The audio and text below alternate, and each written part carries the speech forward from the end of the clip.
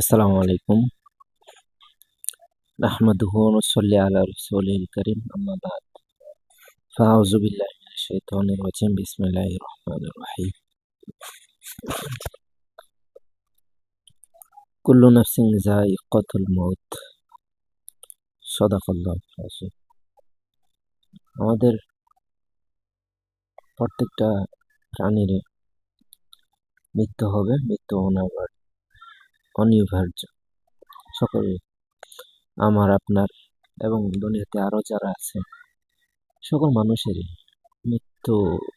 এটা কোনো জাতি, কোনো গোত্র, যে কোনো সম্প্রদায়েরই হোক না কেন, এটা অস্বীকার করতে পারবে না যে আমার মৃত্যু হবে না।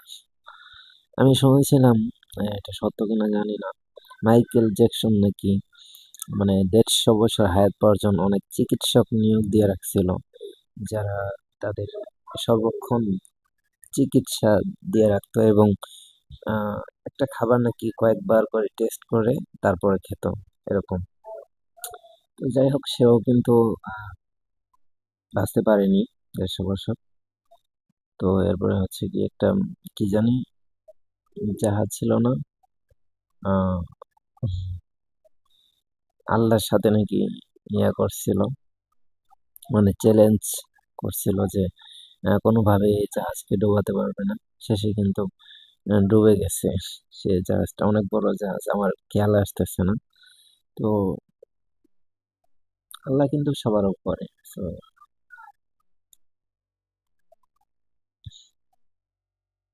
আল্লাহর দিকে সবসময় স্মরণ রাখতে হবে। আজকে শুক্রবার, জুমার দিন, আজান দিচ্ছে, তো নামাজে যেতে হবে। আল্লাহ আমাদেরকে হেফাজত করুক, নেক হায়াত বৃদ্ধি করিয়া দিন। আল্লাহ আকবার। তো সকলের কি অবস্থা? আজকে হচ্ছে গিয়া 7 নভেম্বর 2025। কে কে হজরের সালাত আদায় করছেন কমেন্টসে জানাই দিতে পারেন আমাকে। আল্লাহু আকবার, আল্লাহু আকবার। আরেকটা ব্যাপার আলাপ করি, যে এবার আসলে কে কাকে ভোট দিচ্ছেন? 2008-এর পর তো ওইরকম নির্বাচন হয়নি। তো এইবারে তো হয়তো একটা কন্টেস্ট নির্বাচন হবে। তো কে কাকে ভোট দিচ্ছেন এটা কমেন্টে জানিয়ে দিন যত সম্ভব। আল্লাহু আকবার, আল্লাহু আকবার, আল্লাহ। আল্লাহ আমাদেরকে মাফ করে দিক, এই দুনিয়ার অসঙ্গতি গুলা দূর করে দিক। আল্লাহ পাক আমাদেরকে হেফাজত করুক। আল্লাহ আকবার, আল্লাহ।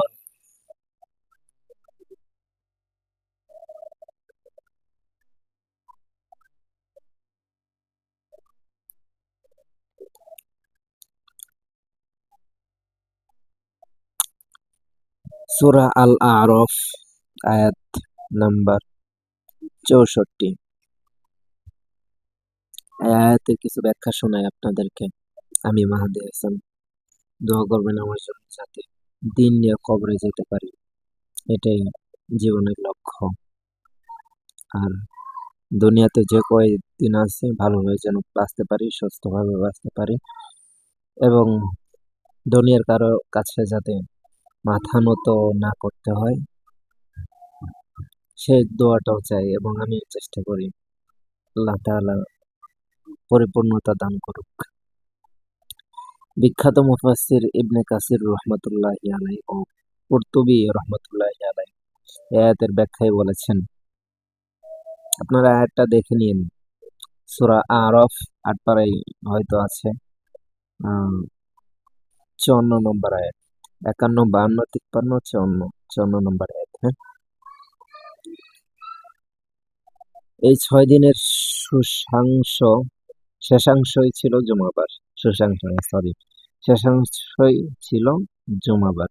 তখনই আল্লাহ তাআলা আদম আলাইহিসসালামকে সৃষ্টি করে, অর্থাৎ আদম আলাইহিসসালামকে আল্লাহ তাআলা শুক্রবার দিন সৃষ্টি করেছেন।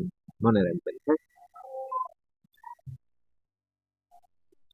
আদম আলাইহিসসালামকে সৃষ্টি করে তার মধ্যে আত্মা ফুঁকে দেন, মানে শুক্রবার দিন সৃষ্টি করে আত্মাটা তার ভিতরে দেন আল্লাহ তাআলা। তাফসীরে ইবনে কাসির, এটা তাফসীরে ইবনে কাসিরের মধ্যে লিখেছেন ইবনে কাসির রহমাতুল্লাহি আলাইহি। ওকে। সুতরাং মানব ইতিহাসের প্রথম শ্বাস, প্রথম চেতনা, প্রথম আল্লাহর প্রশংসা সবই শুরু হয়েছিল জুমাবারের ভোরে। জুমাবারে অনেক ফজিলত শুনছিলাম একটা ওয়াজে, এটা মনে হয় আমাদের হযরত আল্লামা জুনায়েদ আল হাবিব বয়ান করেছিল, এখান থেকে হয়তো শুনেছিলাম, মনে পড়তেছে না আমার।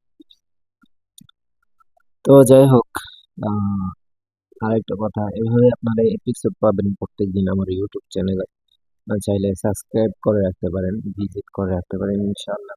আমি আসলে ইউটিউবে অনেক টাকা খরচ করছি, আপনার দেখাই দিয়েছে একটা মাইক্রোফোন, এই যে আমার বক্সে আরেকটা আছে, দেখেন আপনাদেরকে দেখাই, এই যে একটা খালি, একটা আমার হাতে, একটা এখানে আছে।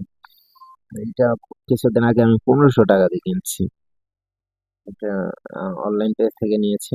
অতটা ভালো না, নয়েজ আপনারা দেখতে পাবেন, তারপর কি আর করার, মানে ভিডিও তো দেখাইছে একদম ক্লিয়ার, আপনারা শুনে দেখেন কেমন, জানি না। তারপরে এই যে স্ট্যান্ডে আমার ফোনটা দাঁড় করে রেখেছি, এটা হয়তো একটা স্ট্যান্ড, আর কি দিছিল, সাথে মনে হয় একটা মাইক্রোফোন দিছিল 600 টাকা মনে হয়। এর আগে আমি আরেকটা মাইক্রোফোন কিনেছিলাম, ওইটা হয়তো নষ্ট হয়ে গেছে মেবি, বাট এইটা আছে। কতটা কার্যকরী এটা আমি জানি না, তো ওইটা ইউজ করা হয় না। এটা ভালো দেখে কিনছিলাম, কিন্তু ওরকম না। তো যাই হোক, এভাবে ভিডিও করে আল্লাহ পাক চাইলে কোনো একদিন সফলতা দিতেও পারে। তো যাই হোক, যেটা করতেছিলাম, আল্লাহ আকবার, আল্লাহ আমাদেরকে হেফাজত করুক। আজকে শুক্রবার, নামাজে যেতে হবে। আমি আর সকালবেলা ভাতও খাইনি আজকে, এই তো শুয়েই ছিলাম, জীবনে প্রচুর দুঃখ। যাই হোক, আল্লাহ পাক আমাকে সবার আগে মাফ করুক, তারপর আপনাদেরকে মাফ করুক।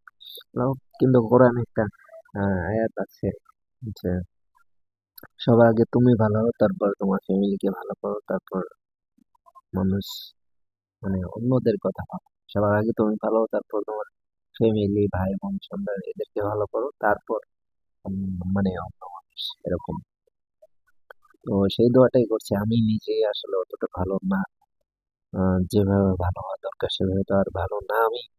তো তার জন্য আমি আমার জন্য দোয়া করতেছি, এবং আল্লাহ পাক আমার খারাপি গুলো দূর করে দেখ, ভালো যে গুণগুলো আছে সেগুলো ভিতরে দান করুক। মৃত্যুর আগে যেন ইমানি মৃত্যু নিয়ে যেতে পারি, তওবা করে যেতে পারি, সেই দোয়া আমিও করি। আপনারাও যদি সুযোগ হয় করবেন, এই আর কি। তো পড়তেছিলাম, সুতরাং মানবিক ইতিহাসের প্রথম শ্বাস, প্রথম চেতনা, প্রথম আল্লাহর প্রশংসা সবাই শুরু হয়েছিল জুমাবারের পরে। আল্লাহ এই দিনকে নির্বাচিত করেন মানব জীবনের সূচনার জন্য। আল্লাহ, এই জুমাবার দিন, মানে এটা সূচনা করেন মানব, মানে এই দিনকে, আল্লাহ এই দিনকে নির্বাচিত করেন মানব জীবনের সূচনার জন্য।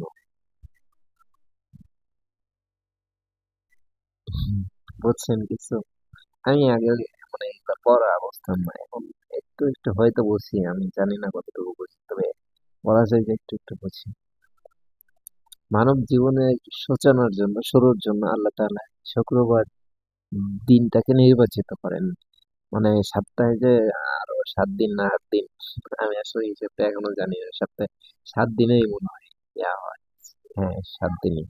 কিছু মানুষ কিন্তু 8 দিনে সপ্তাহ বলে, এটা আসলে হয়তো ভুল।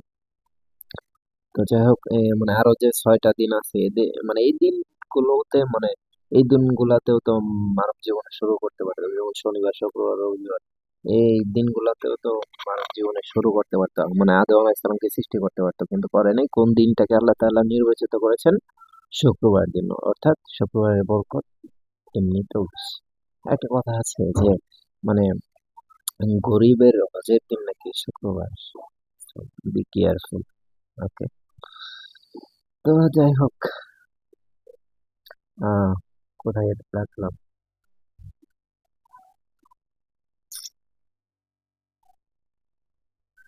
উম, দাঁড়ান, কই গেল?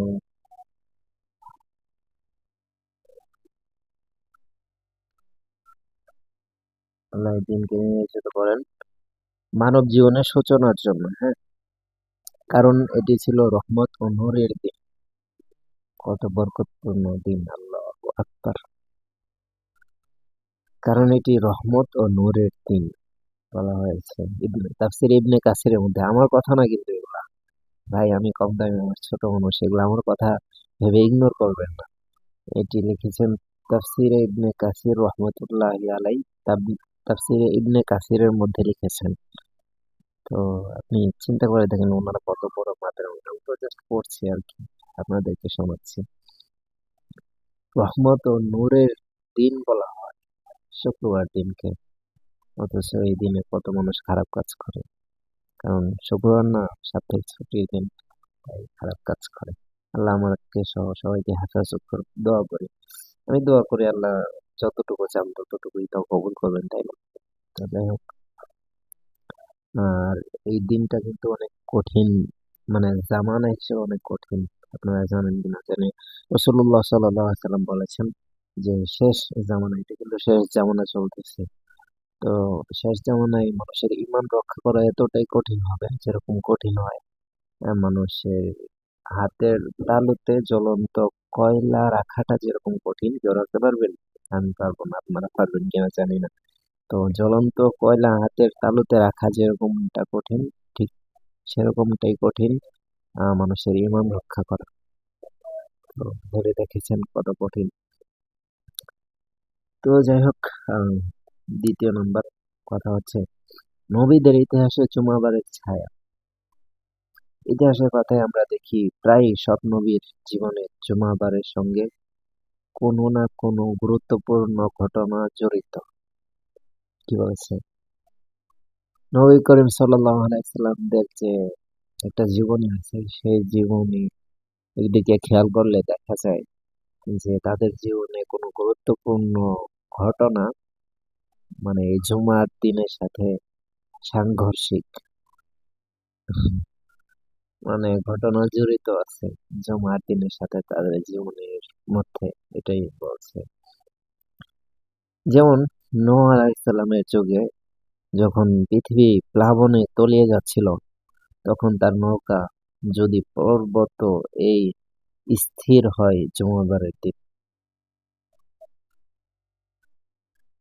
তখন তার নৌকা যদি পর্বত, এটা কি নৌকার নাম? আমি আসলে জানি না, হয়তো। তখন তার নৌকা যদি পর্বত, হ্যাঁ নৌকার নাম। কি বলছে আবার পড়ছি। নূহ আলাইহিস সালামের যুগে যেমন নূহ আলাইহিস সালামের যুগে যখন পৃথিবী প্লাবনে তলিয়ে যাচ্ছিল, তখন তার নৌকা যদি পর্বত, হ্যাঁ এটা নৌকার নাম, যদি পর্বত এই স্থির হয় জুমাবারের দিন। আল্লাহু আকবার। আহ, তার জন্য হয়তো এটা রহমত ও নূরের দিন বলা হয়। নূহ আলাইহিস সালামের যে প্লাবনের নৌকাটা মানে যাচ্ছিল, মানে এরকম একটা ঘটনা আছে না যে মানে নূহ আলাইহিস সালামের যুগে মানে নূহ আলাইহিস সালাম দাওয়াত দিতেছিল, কিন্তু কেউ মানে দাওয়াত কবুল করতেছিল না, গ্রহণ করতেছিল না। তখন নাকি হয়তো বা দোয়া করছিল যে তাদেরকে ধ্বংস করতে হবে। আল্লাহ তাআলা হয়তো তারপর দোয়া কবুল করছেন, তারপর বলছিল যে একটা কিস্তি বানাও, তারপরে এর মধ্যে তারা তোমাদের দল লোক যারা আছে উঠো, এরপর আমি দিব, মানে প্লাবন দিব, তারপরে তাদেরকে ধ্বংস করে দেবো। এরকম হয়তো একটা ঘটনা আছে, কোরআনের মধ্যে হয়তো আছে। তো যাই হোক, তো ওই নৌকাটা স্থির হয়েছিল কিন্তু জুমাবার অথবা জুমার দিন। তো যাই হোক, যেটা বলতেছিলাম, উম, জুমার দিন স্থির হয় জুমাবারের দিন, জুমার দিন। ইবনে কাসির আল বিদা ওয়ান নিহায়া, আল বিদআ ওয়ান নিহায়া, খণ্ড নাম্বার 1, পৃষ্ঠা নাম্বার 103। চাইলে দেখে আসতে পারেন কেউ যদি আগ্রহী। হ্যাঁ, তাফসীর ইবনে কাসির, আল বিদআ ওয়ান নিহায়া খণ্ড, তাফসীর ইবনে কাসির আল বিদআ ওয়ান নিহায়া খণ্ড নাম্বার 1, পৃষ্ঠা নাম্বার 103। ওকে। তো যাই হোক, ইব্রাহিম আলাইহিস সালামের দোয়ার বরকতে কাবা শরীফের ভিত্তি স্থাপনের কাজও শুরু হয় শুক্রবারে। হুম। ইব্রাহিম আলাইহিস সালাম আল্লাহ তাআলার কাছে কিন্তু দোয়া করেছিল। কি দোয়া করেছিল আপনারা জানেন? দোয়াটা মনে হয় এরকম, মানে দোয়া করেছিল আল্লাহ তাআলা এরকম একটা ঘর দাও যেখানে উম্মতে মুহাম্মাদীর অথবা মানে কেমন জানি একটা দোয়া করেছিল, আমার মনে নেই দোয়াটি বলা ঠিক হবে না। তো সেই ঘরের মানে কাবা শরীফের ভিত্তি স্থাপন হয়েছিল শুক্রবারে। এটাই হয়েছে মানে মানে এটা কোন বিষয়ে কথা হচ্ছে আপনারা জানেন? মানে শুক্রবারের যে গুরুত্বপূর্ণ অথবা শুক্রবারের দিন কি হয়েছিল, ইসলামের সাথে কি কি ঘটেছিল, ইসলামের কি কি ইতিহাস আছে এই বিষয়ে। ওকে। তো যাই হোক, আমি পরে যাচ্ছি, আমার আবার নামাজ পড়তে হবে। আজকে শুক্রবার এক্সাম দিয়ে ফেলছে অলরেডি। তো যাই হোক, আমি সংক্ষেপে পরে পরে শেষ করে ফেলবো, বিস্তারিত কারণে অলরেডি 16 মিনিট হয়ে গেছে। আমি জানি না এত মিনিট দেখবে কি না কেউ। তো যাই হোক, আমি শেষ করে দিচ্ছি সংক্ষেপে পরে। আহ অষ্টম শতাব্দীর বিখ্যাত ইসলামিক স্কলার ইমাম সাখাউই রহমতুল্লাহ আলাইহি বলেন, আয়ামুল্লাহ তথা আল্লাহর দিনগুলোর মধ্যে জুমার দিন অন্যতম দিন। মানে আল্লাহ তাআলার দিনগুলোর মধ্যে জুমার দিন অন্যতম, এটা বলছেন। মুসা আলাইহিস সালামের জাতি বনী ইসরাইলকে আল্লাহ শনিবারকে পবিত্র দিন হিসেবে নির্ধারিত করেছিলেন, কিন্তু তারা জুম্মাবারের মর্যাদা হারিয়ে শনিবারে অতিরিক্ততা দেখায়। ফলে তাদের উপর গজব নেমে আসে এবং তারা বানররূপী হয়ে যায়। সূরা আল আরাফ আয়াত নাম্বার 163 থেকে 66। বুঝতে পারছেন?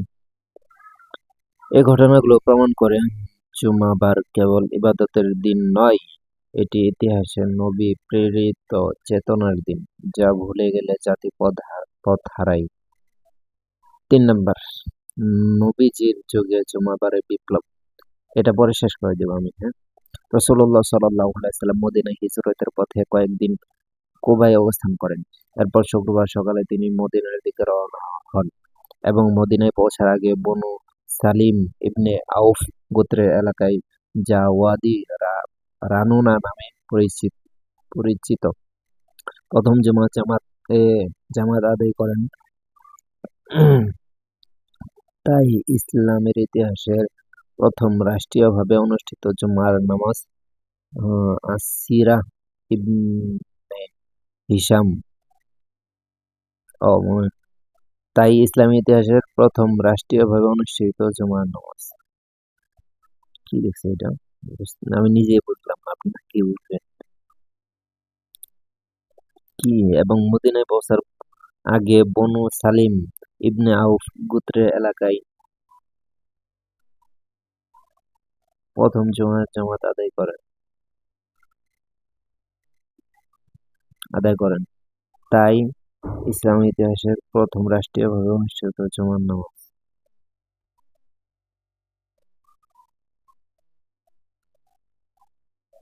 কিছুই বোঝেনি।